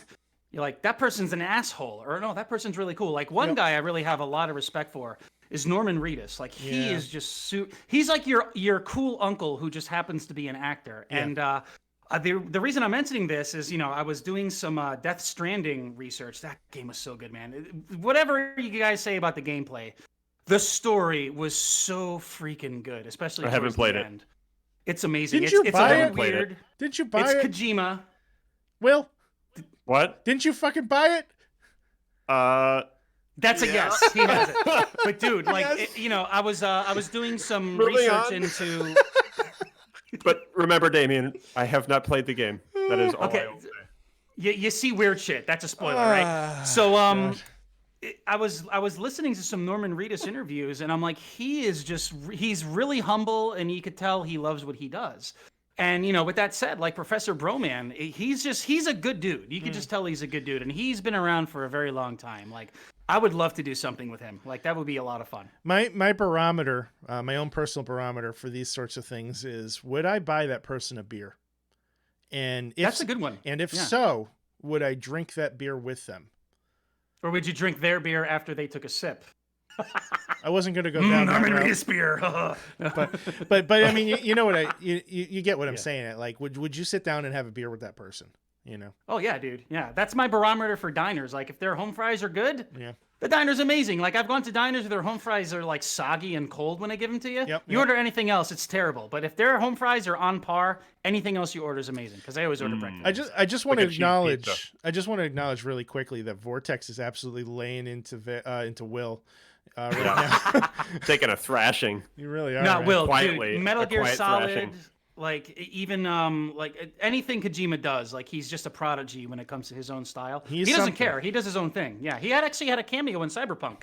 He was in the game, but it has his fingerprints all over it. And when the story really starts picking up, like when you're not delivering, you're actually doing missions with specific deliveries, dude. Like, I sent you the link for I think it's Kerviche's the end theme for the game, dude. It's like, if you thought the best is yet to come and Metal Gear Solid was like striking, like play the game and listen to that. Like your eyes will start welling up. It is so good. It is amazing.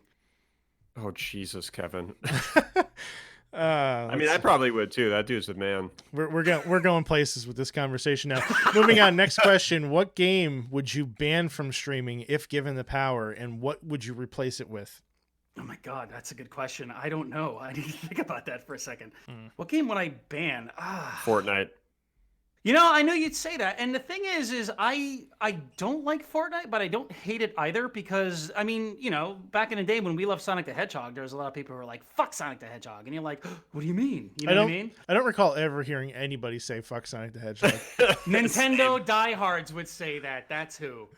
There you go, I don't think there's anything I would ban. I don't really have an answer for that because there's nothing I loathe that much. I would say Sonic Generations and Sonic 4, maybe.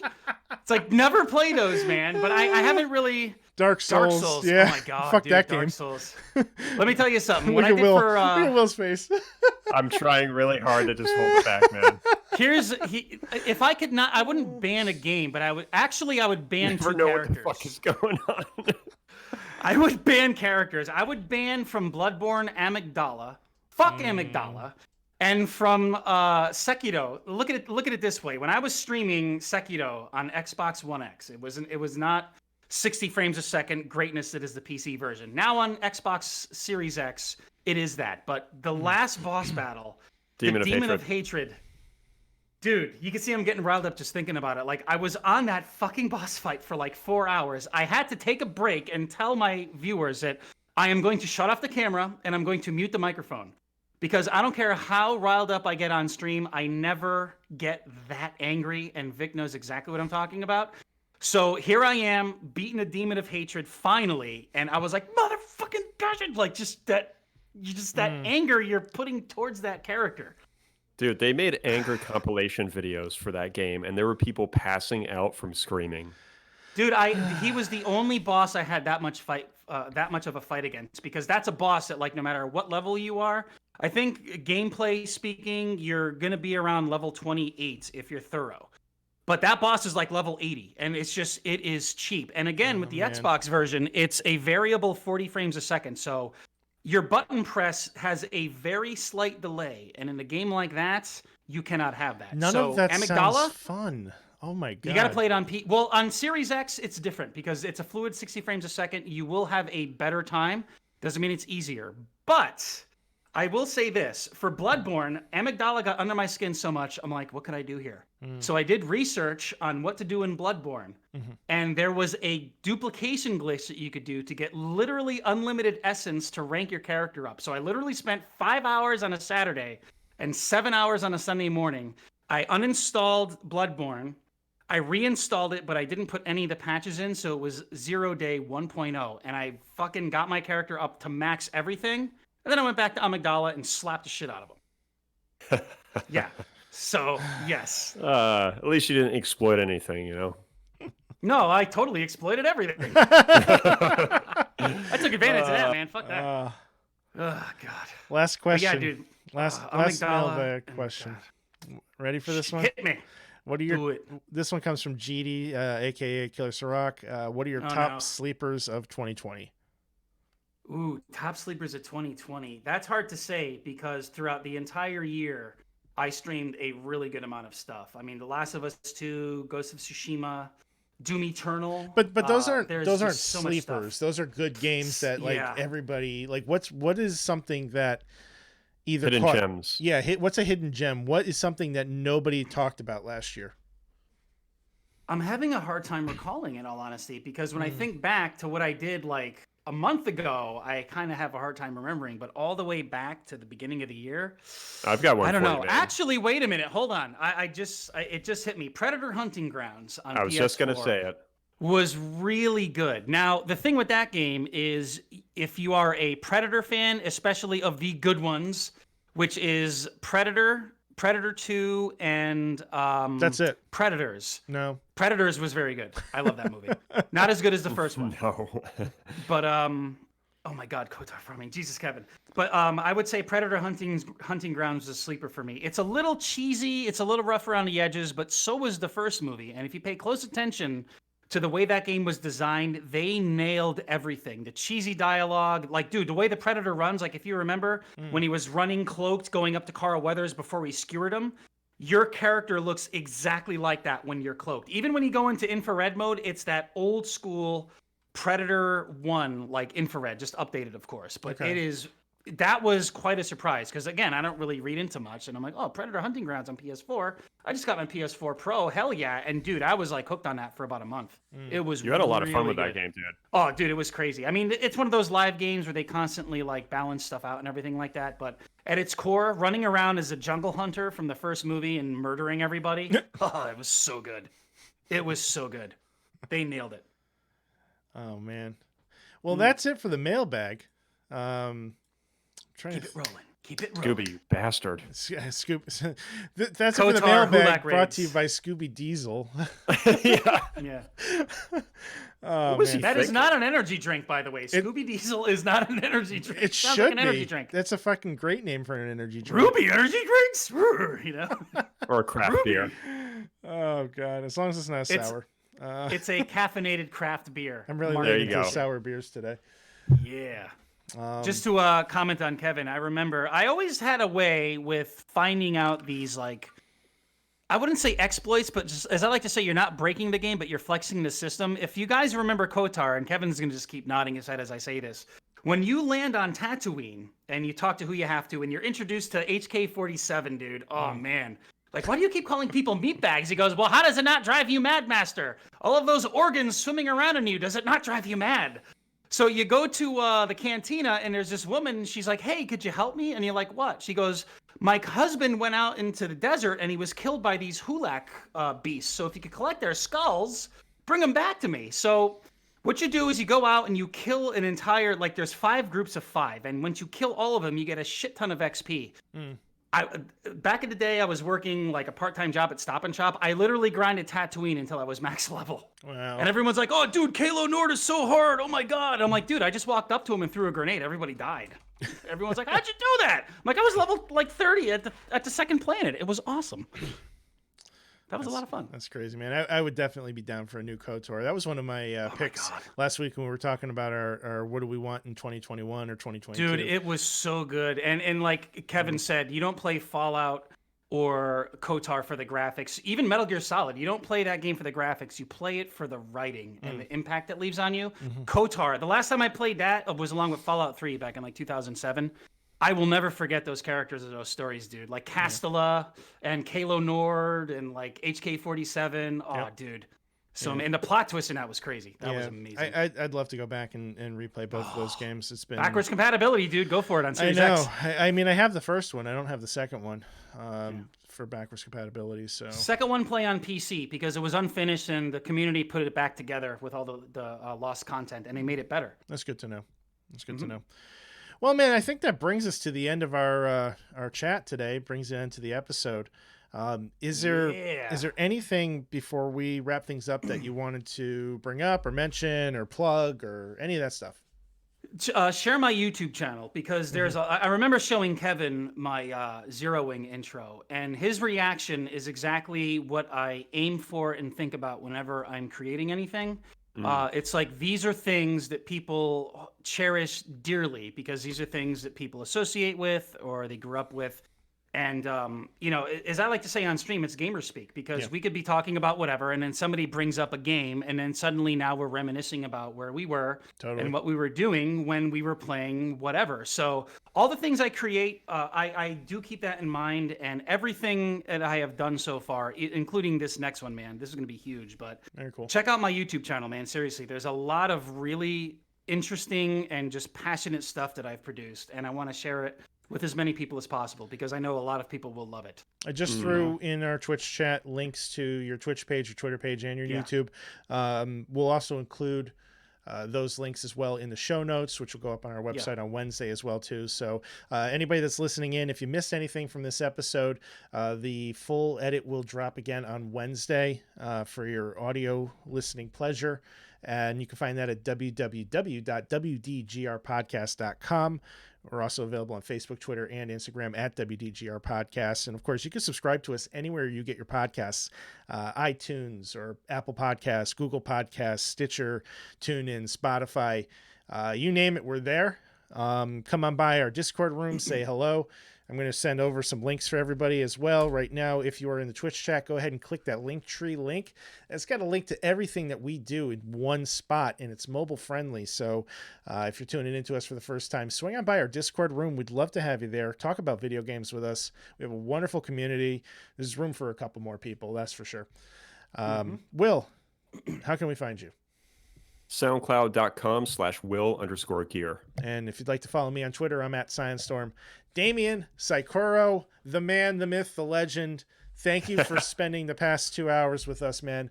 It is. Dude, it doesn't feel like 2 hours. It felt like 5 minutes. We could go always another. does. Anytime you and I and Will were all in the same room, man, we could talk about games for an entire day. I mean, we have. Hours. We actually have done that.